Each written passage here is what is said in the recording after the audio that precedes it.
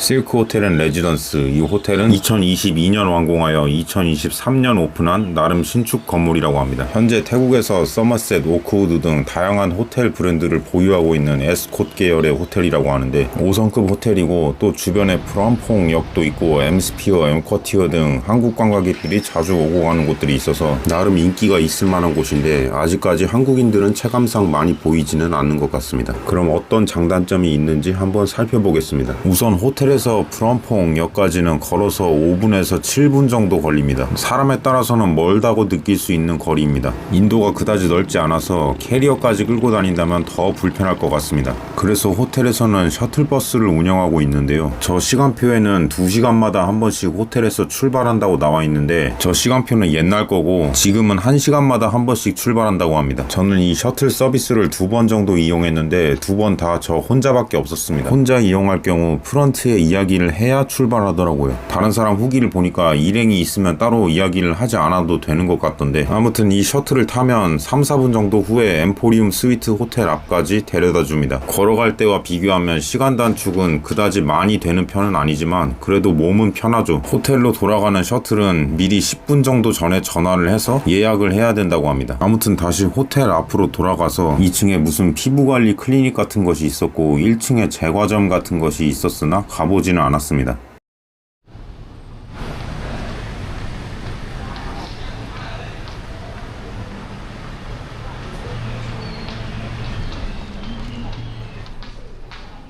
네, 저쪽이 호텔 프런트인데 숙박 기간 동안 몇 가지 일로 인해서 저기 방문하거나 전화할 일이 몇 번 있었습니다. 그건 좀 뒷부분에서 자세히 이야기하도록 하겠고요. 프런트 옆에는 엘리베이터 타는 곳이 이렇게 있습니다.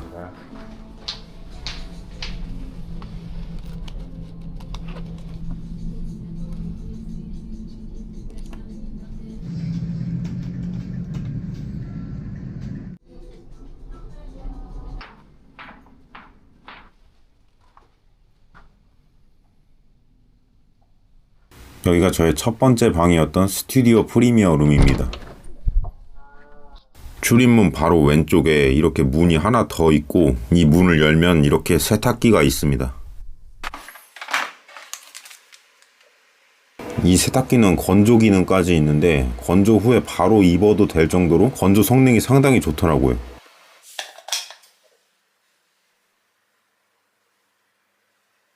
다만 좀 이따 보여드릴 원베드룸에는 이 세탁실 문이 따로 없었습니다.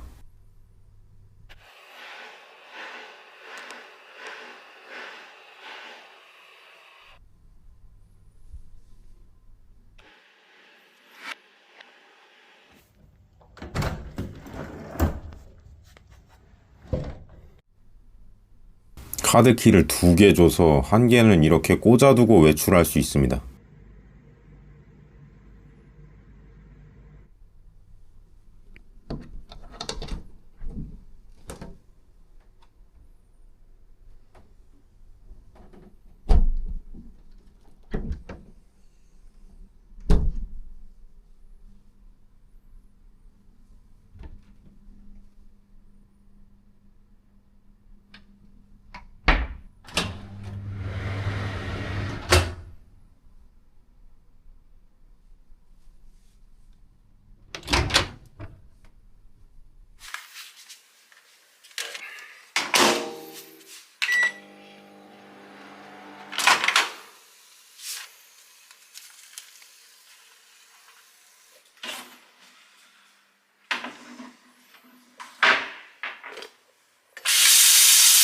저 싱크대 수압이 상당히 세서 설거지할 때 그릇 각도를 잘못 맞추면 물이 다 튀어나가니까 주의하셔야 합니다.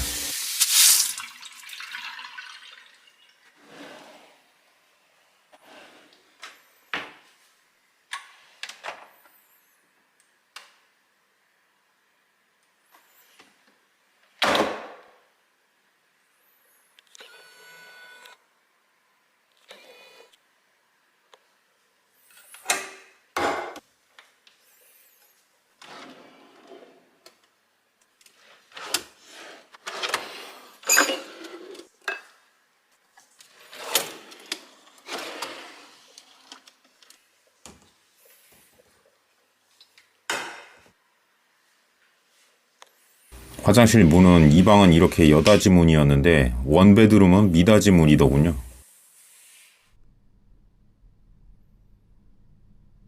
욕실과 변기는 이렇게 따로 분리되어 있었습니다. 일본인들이 이렇게 분리되어 있는 화장실을 좋아한다고 하던데 저는 딱히 좋지도 싫지도 않습니다.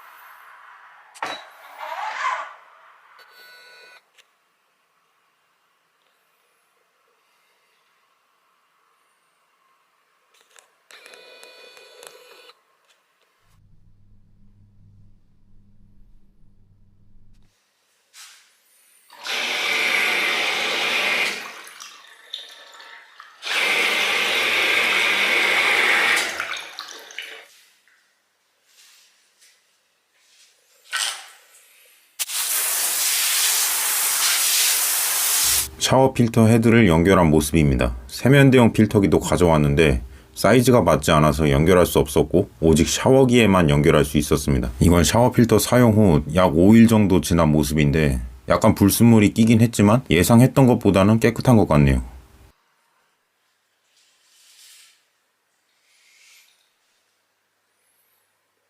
이 호텔 객실의 어메니티는 전부 빤뽀리 제품이었습니다. 저 브랜드가 태국에서 꽤 유명한 브랜드라고 해요. 흔히 태국 여행 커뮤니티 같은 곳에서 판퓨리라고 부르던데 태국어 좀 공부해봤다면 아시겠지만 영어로 써진 태국의 고유명사, 인명, 지명 같은 것들은 태국어를 모르면 절대로 정확하게 발음할 수 없습니다.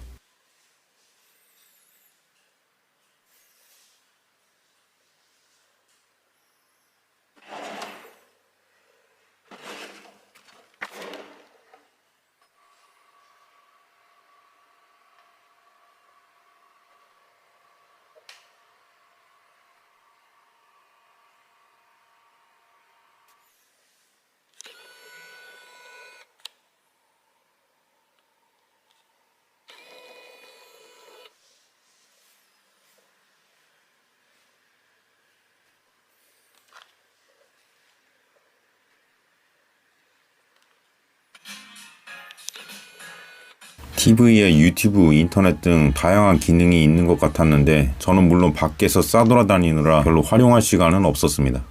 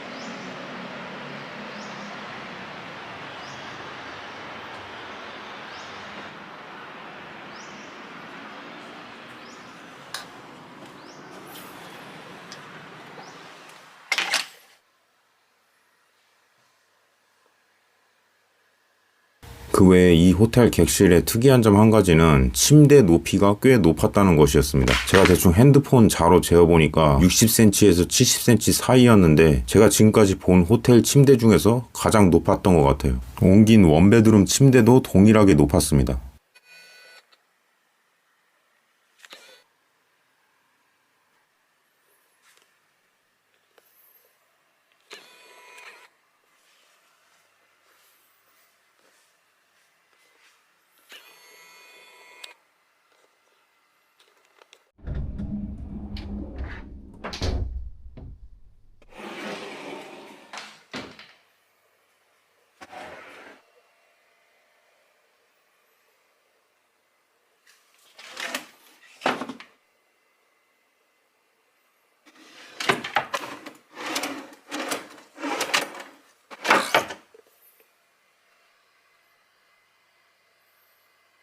이제 방을 옮긴 이야기를 좀 해야 될 것 같은데 또 소음 이야기를 안 할 수가 없네요. 사실 조용할 것이라는 기대는 별로 하지 않았는데, 왜냐하면 이 호텔의 위치가 전방이든 후방이든 서이 도로와 너무 가까웠기 때문에 오토바이 소리 감안하고 예약한 겁니다. 다만 전방은 너무 도로와 가까운 듯해서 예약할 때 후방에 위치한 방으로 요청을 했고, 그 요청은 받아들여졌습니다.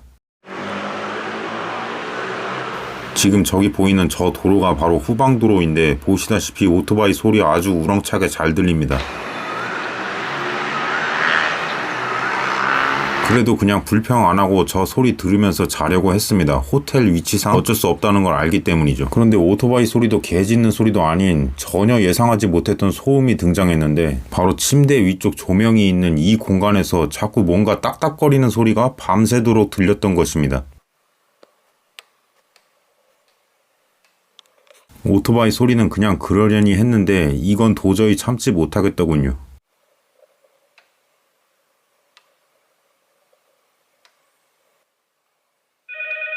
그래서 결국 이것 때문에 오밤중에 프런트와 전화통화를 3-4번 정도 했습니다. 차앙 같은 사람이 새벽에 제 방에 2번 정도 들락날락 하면서 저 조명도 뜯어보고 했는데 원인을 잘 모르겠다고 했습니다. 그래서 결국에는 방을 옮길 수밖에 없었어요. 어쩔 수가 없었습니다.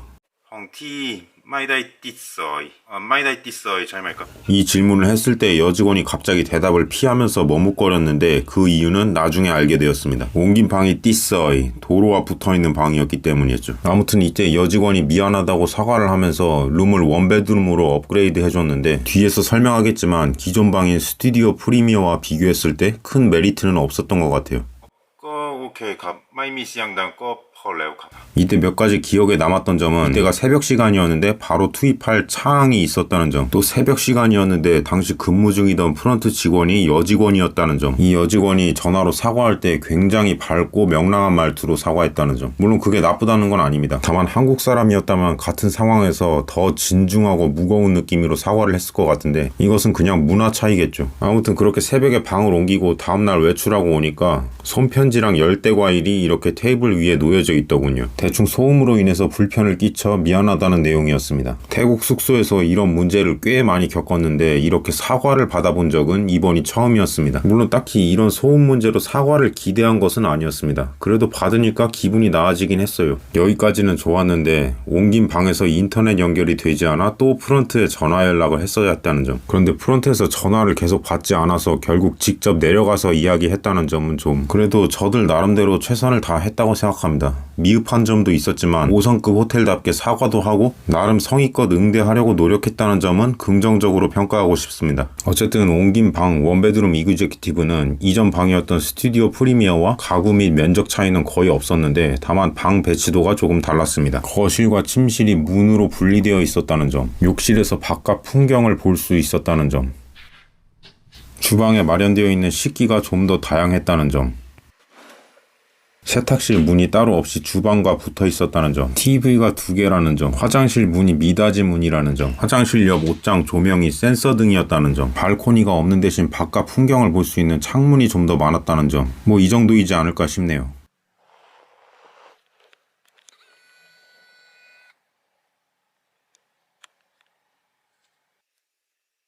그리고 옮긴 방은 아까 이야기한 대로 띠서이였기 때문에 이전 방보다 오토바이 소리가 훨씬 더 시끄러웠습니다. 특히 침실이 정확히 서이 옆에 있어서 침실 방향이 더 시끄러웠죠. 왼쪽이 소음 측정 앱으로 스튜디오 프리미어룸 침대 위에서, 오른쪽이 원베드룸 침대 위에서 소음을 측정한 것인데 원베드룸이 더 시끄럽게 나오는 것을 알 수 있습니다. 참고로 원베드룸 방향은 저기 반짝이는 화살표 방향입니다. 개인적으로 저는 20dB 중반만 넘어가도 시끄럽다고 느끼기 때문에 저 정도 소음은 저에게는 꽤 불편한 수준이었습니다. 그런데 제가 태국 숙소 이야기할 때마다 소음에 대해 불편해하는 것 자체를 불편해하시는 분이 많지는 않지만 소수 있었습니다. 저번에 만든 그랜드 센터포인트 호텔 리뷰에 대해서 인도 베트남도 아닌데 태국이 뭐가 그렇게 시끄럽다고 방까지 바꾸는지 도저히 이해가 안 간다면서 불편해하시는 분이 계셨는데, 뭐 사람마다 생각은 다를 수 있으니 불편해할 수 있습니다. 다만 제 소음에 대한 관점에 동의하지 않으시는 분들은 태국의 조용한 숙소를 좀 추천해 주시면서 그렇게 이야기하시면 더 나을 것 같습니다. 저는 태국 숙소 상당수가 소음 소음 문제가 있다고 생각하는 사람입니다. 왜냐하면 제 경험이 그러하니까요. 저는 제가 태국에 처음 간 2014년 이후로 지금까지 묵었던 태국 숙소 특징을 다 기록해 놓고 있는데, 제가 갔던 곳 중에서 소음 문제가 있었던 곳이 62.9%였습니다. 그래서 앞으로도 태국 숙소에 대한 제 생각은 웬만해서는 바뀌지 않을 것 같습니다만, 다만 향후 태국에서 조용한 숙소를 많이 경험해서 저 퍼센티지가 달라진다면 앞으로 생각이 바뀔 수도 있겠죠. 그래서 제 소음에 대한 생각에 동의하지 않으시는 분들이 있다면 그냥 불편해만 하지 마시고, 여긴 너무 조용해서 너 같은 새끼도 편하게 잘 수 있을 것 같다, 그런 곳을 추천 좀 해주세요. 태국에 이렇게 조용한 숙소도 있지 않느냐, 그러므로 네 말에 동의할 수 없다, 이런 식으로 조용한 숙소를 근거로서 추천을 좀 해주시길 바랍니다. 어떤 주장을 하려면 근거가 있어야죠, 그죠? 그러면 제 생각이 바뀔 수도 있으니까요.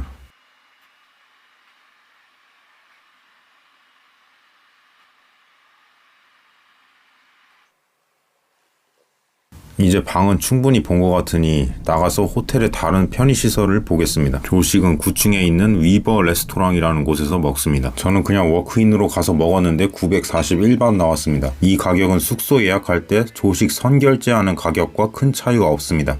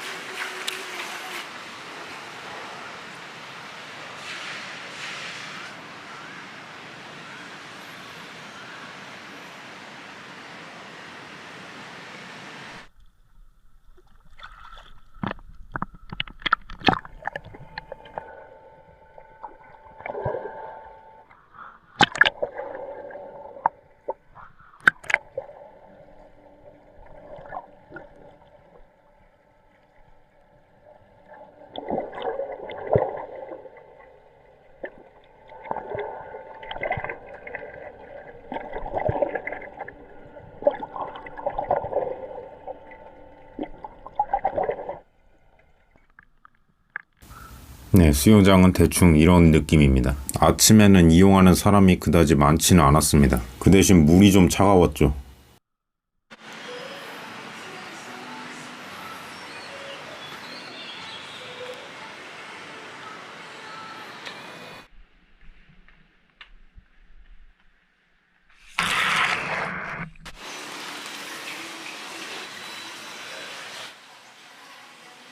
수영장 옆에는 이렇게 사우나가 있는데 들어가 보지는 않았습니다. 듣기로는 사용 인원수 제한이 있어서 들어가려면 미리 직원에게 통보를 해야 한다고 하더라고요. 헬스장은 수영장 옆에 있는데 운동 기구들이 크로스핏 전용인 것 같았습니다. 평소에 일반적인 헬스장에서 볼 수 없었던 무동력 운동 기구들이 많이 보였습니다.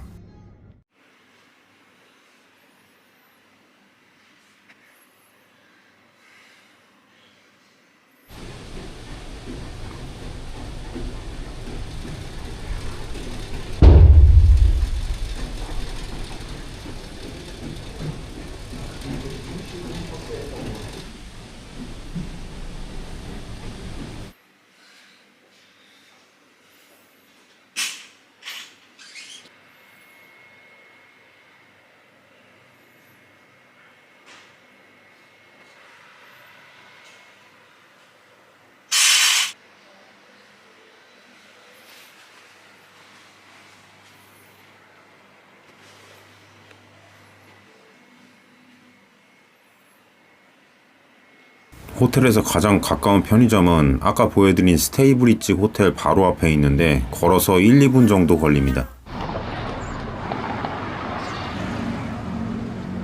그런데 저는 저것보다는 걸어서 2분 정도 걸리는 이 세븐일레븐을 더 많이 이용했습니다. 이 세븐이 프라운퐁 역 방향에 있어서 역에서 호텔 오고 가면서 더 많이 이용을 하게 되더라고요. 그리고 이 호텔에서 머무르면서 가장 많이 본 사람들은 서양인이었습니다. 태국인도 조금 있었던 것 같고 중국인 단체 관광객들 온 것도 봤는데 한국 사람은 한 번도 보지 못했습니다. 인터넷을 찾아보면 한국 사람 후기가 꽤 나오는 것 같은데 체감상 한국 사람이 아직은 많이 찾지는 않는 것 같습니다.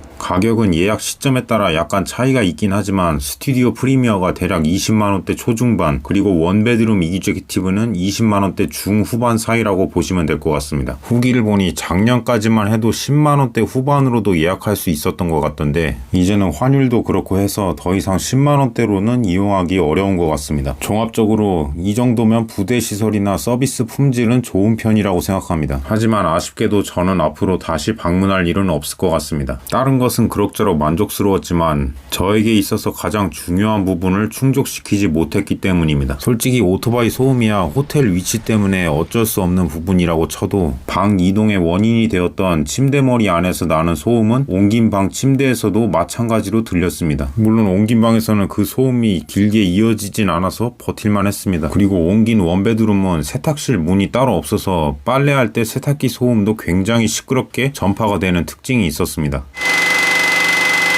어떤 점에서는 업그레이드 받은 원베드룸이 스튜디오 프리미어보다 안 좋은 점도 몇 가지 있었던 것 같아요. 그렇지만 여러분이 소음 문제에 대해 그다지 민감하지 않다면 이 숙소를 적극 추천하고 싶습니다. 솔직히 소음 말고 다른 부분에 있어서는 그다지 흠잡을 건 없었습니다. 저도 불편을 겪긴 했지만 그래도 이 숙소가 좋은 기억으로 남을 것 같습니다. 그 이유는 제게 소음 문제로 사과를 한 최초의 태국 숙소였기 때문입니다.